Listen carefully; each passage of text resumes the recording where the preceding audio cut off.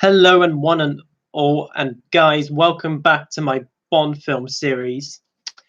It's been a while since November I reviewed A View to a Kill, and guys, I am back to review some more Bond films, the next 10 Bond films in the series, if I'm correct. Yes. And guys, on today's review, I shall be starting. I am moving on to the Dalton Bond era. Give me one moment, guys. I need to do something really quick, and I'll be with you guys. So bear with me one moment.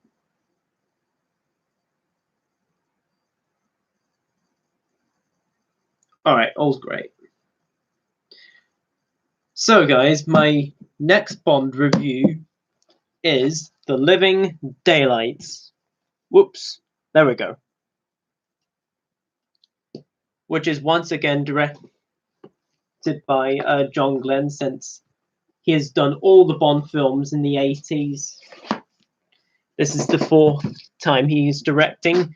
This stars Timothy Dalton as James Bond for the first time. This was released in 1987. This is the 15th Bond film in the series. And like with all the other films in the series, I will use spoilers in here, so you've been warned. So, alrighty. Now, before we... Yeah, actually, yes. Pierce Brosnan was supposed to be playing Bond. He was the favourite out of anybody after Roger Moore to be James Bond, since he's known for Remington Steele. But Remington Steele have caught back to Pierce Brosnan back then, and he had to do that instead, so he couldn't do Bond. So they got Timothy Dalton in, and here we are. And so we open up with the usual gun barrel sequence. It's the last gun barrel to feature the John Barry music. And John Barry, you've done great score for the James Bond theme. Well done. And of course, you have Timothy Dalton in the gun barrel sequence. And you get a pretty cool pre-title sequence where you see these agents climbing up this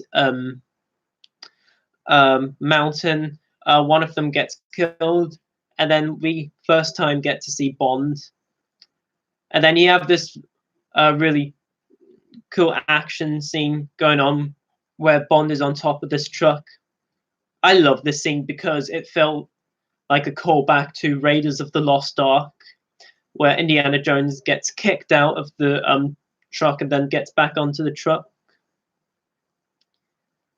To me, this scene in The Living Daylights, it really felt like that, and it was so great in my opinion. Such a great opening. One of my favorite openings to a Bond film in the series.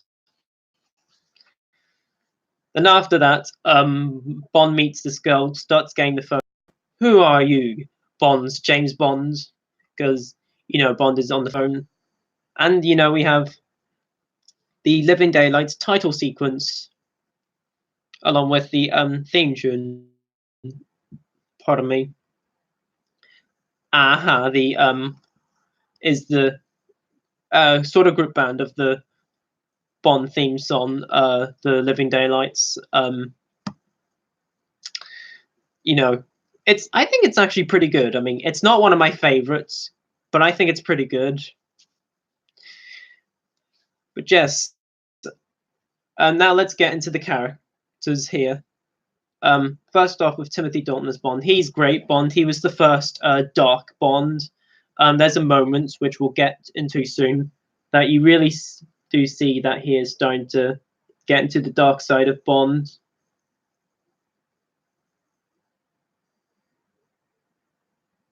And you have the Bond girl, Carrie. Yes, that's the name of the Bond girl. She's okay in this. She's not one of the best Bond girls, but she does a fine job. I mean, there are elements that she's kind of annoying, but yeah. I mean, a character is a character. And we get a new Moneypenny. This is our second Moneypenny in the series, Caroline Bliss. Yes, who has replaced Lois Maxwell, who was Moneypenny from Doctor No all the way to View to a Kill. She's only done this and License to Kill, The Living Daylights and License to Kill. She's definitely the weakest of all the Moneypennies, but she does a fine job. I mean, she definitely doesn't really do much in here, but she's fine anyway in the film. You know, Desmond also returns as Q. It's great. There's a great Q scene. There's actually a really funny scene where a guy is sitting down on the sofa, then the front of the sofa carries inside to the sofa. It's really funny. You know, it's a great little gadget scene. A lot of gadget scenes are great in Bond. And then you have Robert Brown as M, who, again, I will say is the weakest of all the M's because doesn't really have much of a charm because, yes, M is Bond's boss, but really there's not enough charm with this M, in my opinion. That's why I think he's the weakest. I would like to name off the villains, but they're kind of forgettable to say. Yes. As for what I think of Living Daylights, I think it's pretty good. I mean, you know, it's definitely not one of the best in my opinion, but I think it's pretty good entry in the series. I mean, when there's action going on, it's all great. You know, Bond is, you know, taken Carrie to this sort of panto thing, you know, with the violin and everything. Then you have this really good action scene once Bond gets a new Aston Martin, goes to the snowy place, and you get some action going on.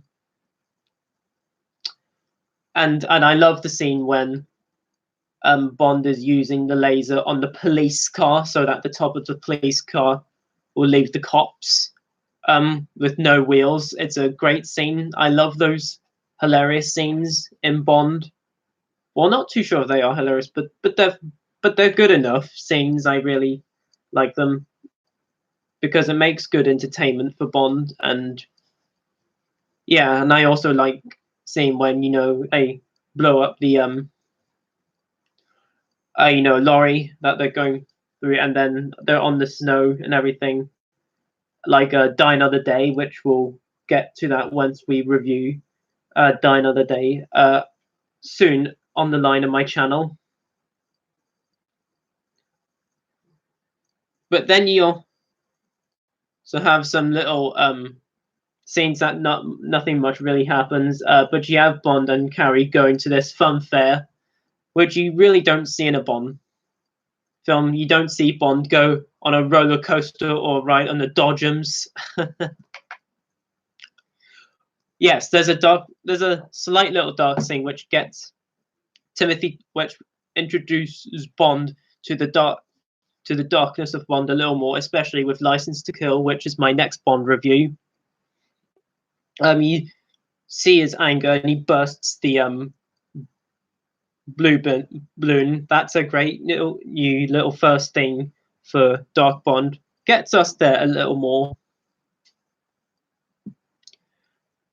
And then the big climax of the film, you know, they're in this sort of desert place, and there's all these brown bags in this sort of aeroplane. The villain's kind of forgettable. I kind of don't really want to mess up. Yeah, he's kind of like a big muscle. Like normally big guys are normally henchmen, like muscular guys like Oddjob, Jaws, and Mr. Hinks in Spectre. But he's probably the main villain. I think you barely get any muscular villains as a main villain. You mainly just get them as a henchman.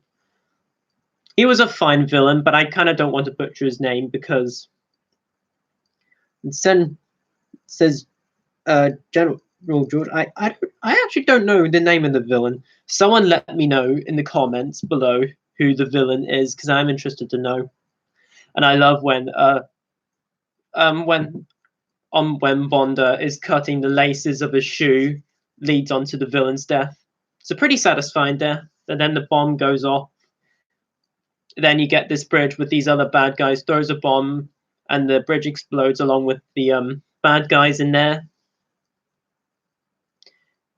And then you get a little panto scene going on, and that's basically the Living Daylights. I honestly don't really have much to say in the Living Daylights, because Living Daylights, there's stuff going on, but when there's action going on, it's great.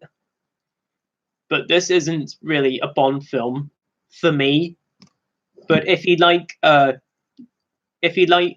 like campness Bond films like Roger Moore, then you would probably like this, like I do. I think this is still a good entry in the Bond film series. But Timothy Dalton's introduction's great. I love his introduction. I think he's easily one of the best Bonds. I think they're all good Bonds in the series. I really enjoy all the James Bond actors for what they do. And I really like and Timothy Dalton does have some charm in this film, but in License to Kill we'll get to that once we review it. And the Bond girl, Curry, if that's her name, I don't know, but she was okay. She's not my kind of Bond girl, but there's great action that has a great opening. The gun barrel's pretty good. The titles is good, and the song's pretty good. And I love the gadget scene. And the car's pretty cool. The Aston Martin car is really good in this film. So overall, guys, The Living Daylights is a very solid entry in the Bond films. A great breath of fresh air after the silly campness from A View to a Kill with old man Bond, played by Roger Moore. I almost forgot to say in my reviews, rest in peace, Roger Moore, you'll be missed. But yes, again, rest in peace, Roger Moore. But Living Daylights does have what it's going.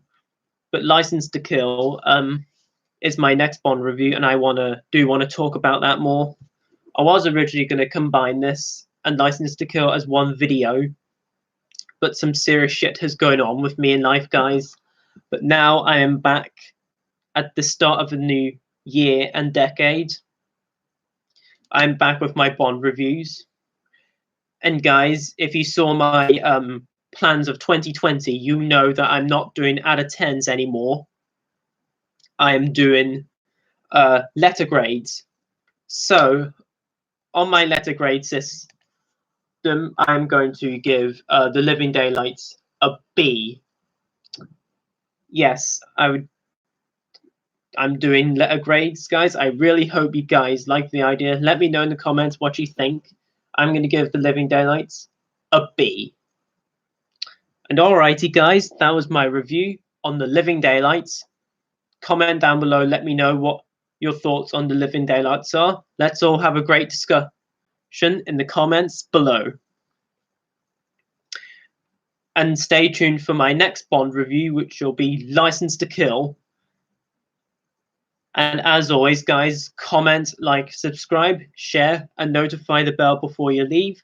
All of the social media links will be in the description below. And as always, until my next video, I shall see you guys then. And I love you all, 3000.